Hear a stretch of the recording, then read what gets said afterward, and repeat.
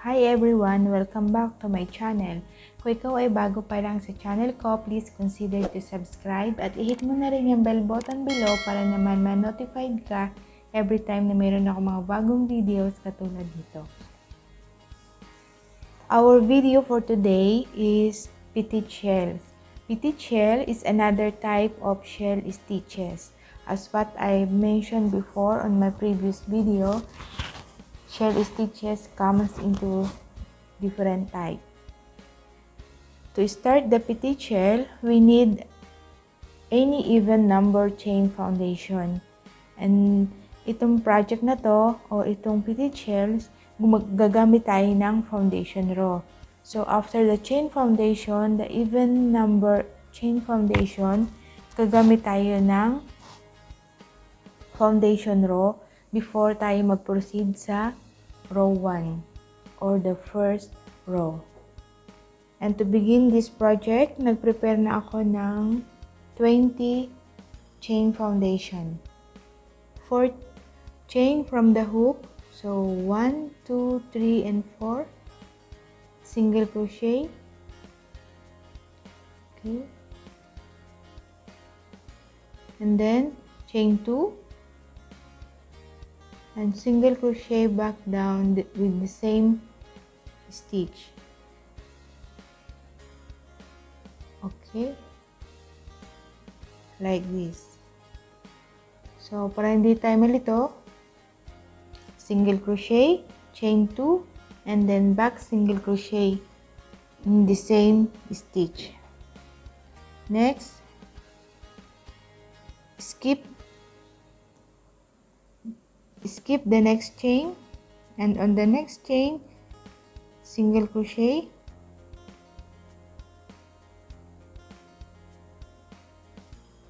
chain 2, then single crochet with the same stitch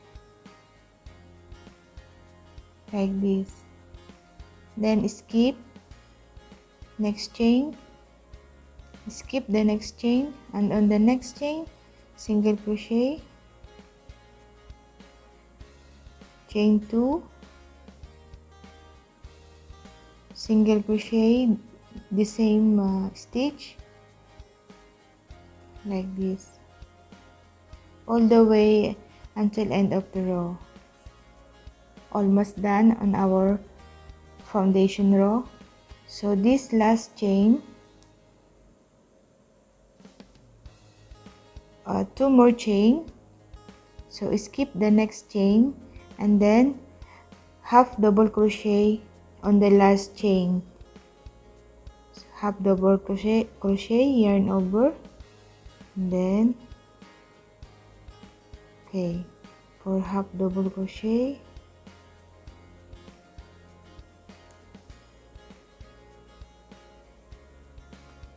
so this is how we end up foundation row. To move on first row, chain 2, 1, 2, balik na rin, and then this chain 2 consider as half double crochet.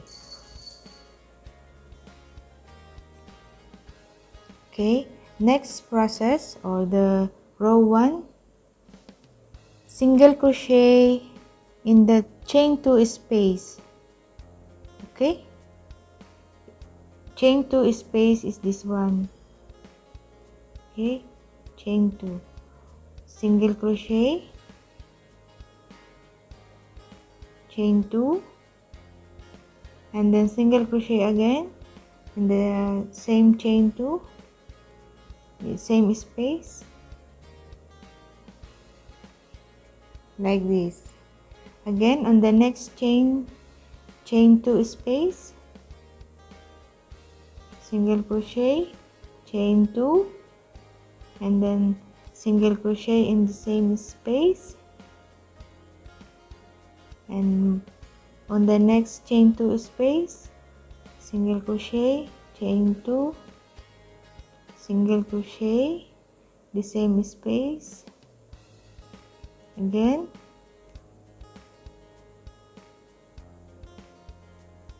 chain 2,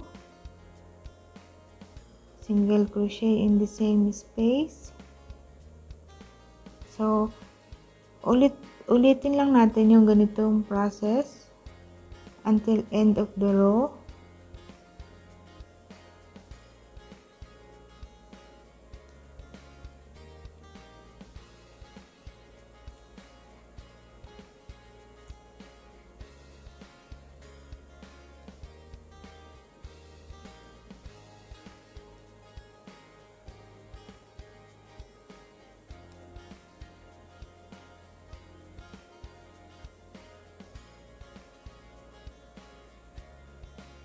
So this is the last chain 2 space.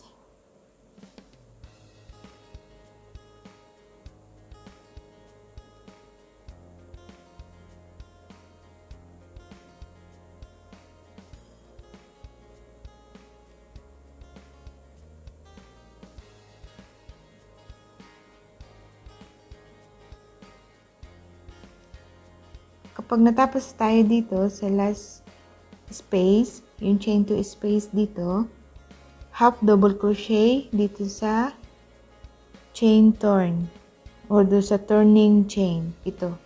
Pag sinabing top turning chain dito, so half double crochet tayo dito. Half double crochet.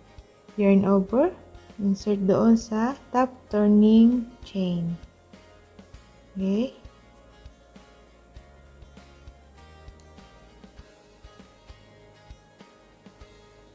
Like this.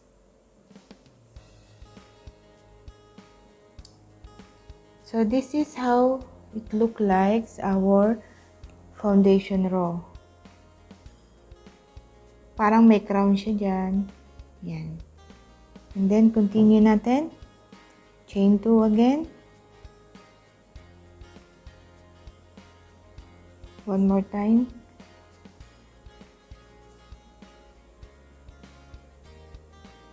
Okay, single crochet on the first chain 2 space. Ito yan.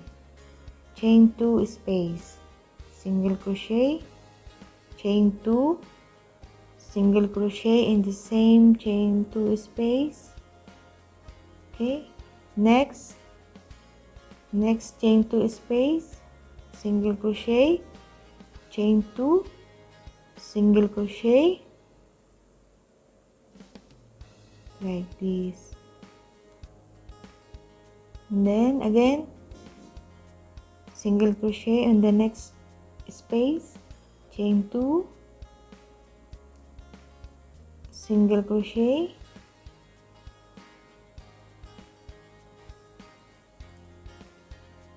continue until end of the row, single crochet,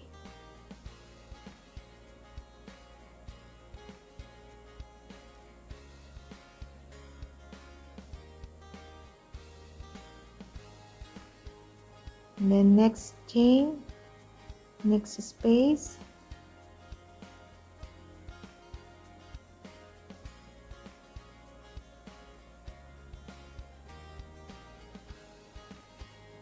okay,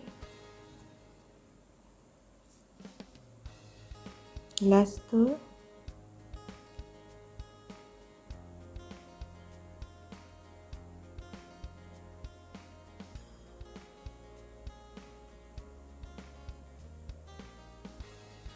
okay, last space, chain 2, and then half double crochet on the last chain.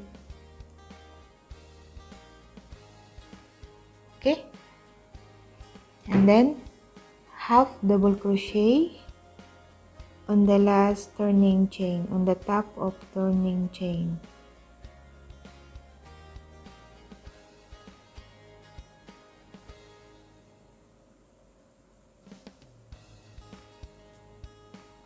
So this is how it look like, the petite shell. Continue lang natin until ma-reach natin yung desired measurement natin or length.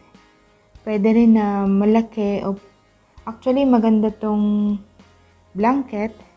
Sana may natutunan kayo in this video at please subscribe po sa hindi pa nakaka-subscribe sa ating channel. Ulitin ko po itong project natin for this video. Petite shells is another type of shell stitches. Maraming salamat po sa panonood and see you on my next video. Salamat po.